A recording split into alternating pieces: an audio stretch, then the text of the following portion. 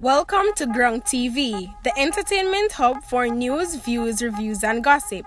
Don't forget to like, share, and subscribe, and turn on your notification bell.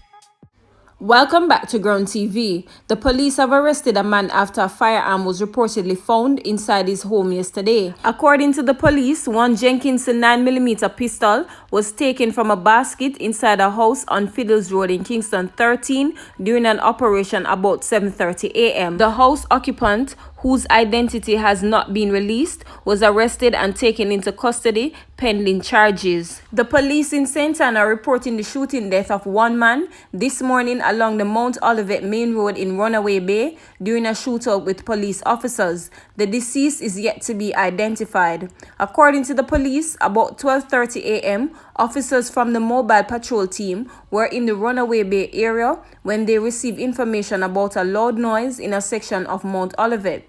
The lawmen said upon their arrival, two men were seen standing along the roadway beside a motorbike. The men reportedly opened gunfire at the police after they were commanded to stay still. The police returned gunfire. One man was hit. The injured man was taken to the St. Anne's Bay Hospital where he died. The other man escaped with a firearm. Members of Indicom processed the scene and an investigation is on the way. The police have reported that 4 men were yesterday nabbed in Kingston while attempting to flee the scene of a shooting in a Toyota Probox bearing a Jamaica government license plate which was not assigned to it. One Smith & Wesson and a Glock pistol were also seized during the incident, the police said. According to the Constabulary's Corporation Communications Unit, the men traveling in the vehicle opened gunfire, hitting several people at an intersection of Law Street and George's Lane about 6 p.m. CCU further report that police officers on patrol in the area heard loud explosions and went to investigate. Upon reaching the intersection, citizens pointed out the vehicle with 4 men aboard making their escape, said CCU, adding that the lawmen then intercepted the motor car and took the 4 men into custody. The men's identity are being withheld pending further investigations. The police have arrested and charged a 20-year-old laborer who is accused of shooting at a man twice earlier this month, wounding him in the second attack. Malik Johnson, otherwise called Ralph, has been charged with shooting with intent and illegal possession of firearm and ammunition in the first instance and wounding with intent and illegal possession of firearm and ammunition in the second incident. According to police reports, Johnson and another man, both armed with firearms, allegedly opened gunfire at the complainant on Lagos Drive in Kingston 11 about 9:22 p.m. on Wednesday, April 7th. The police said the complainant escaped in a nearby yard. Johnson was subsequently picked up and charged after an interview session. Then, about 7:15 p.m. on Friday, April 9, the complainant went to a shop along Uganda Drive, Kingston 11, to purchase items when Johnson reportedly fired gunshots at him, hitting him in the head. Johnson was again charged after an interview session, the police reported. His court date is being finalized. Murder charges have been laid against St. Andrew businessman Delton Knight in connection with the shooting death of his son at their business place on Gordontown Road on Monday, April 12. Knight, 64, was charged after being questioned in the presence of his attorney.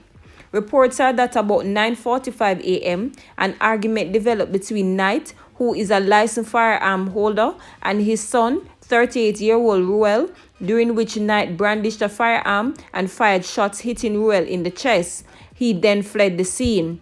Ruel Knight was rushed to hospital where he was pronounced dead. After turning himself in, Knight had told police officers that he had acted in self-defense.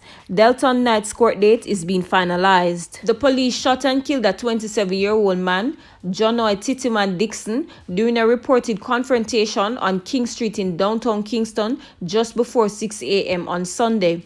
A Glock 9mm pistol with 6 cartridges was reportedly taken from Dixon. More details details on the incident are expected later. The police high command is expressing great concerns about the extent to which members of the JCF are tarnishing the reputation of 2 female officers and a female inspector by attaching their images and names to pornographic videos being circulated on social media. Although it is clear that the individual in the videos or images being circulated is not the police woman. The matter is currently under investigation, and any member found circulating images will be criminally charged under Section 9 of the Cybercrime Act, in addition to the force's internal disciplinary procedures. One of 2 police officers who were charged following a multi-million-dollar robbery in Helsha, St. Catherine 2 years ago has been freed. Constable Ralston Parchment was freed following a no-case submission by his attorneys yesterday. The attorneys argued that the identification evidence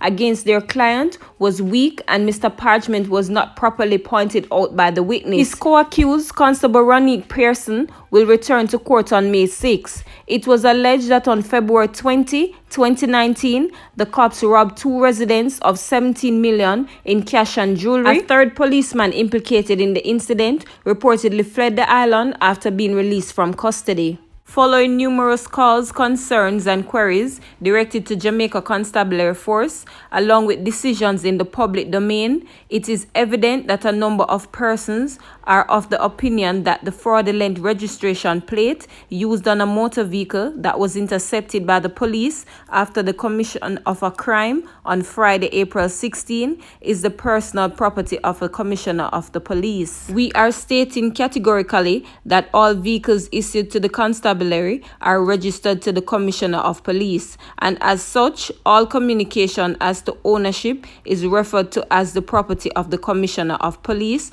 as was the case on last Friday. The registration plate in question, which is now the subject of an investigation, and the use of it was discontinued. Investigation into the matter continues. The police are aware of and have commenced investigations into a video being circulated on social media that involves a woman physically assaulting a man while being cheered on by members of the public. The Jamaica Constabulary Force takes seriously all matters of assault coming to our attention and will robustly and thoroughly investigate each case, irrespective of gender.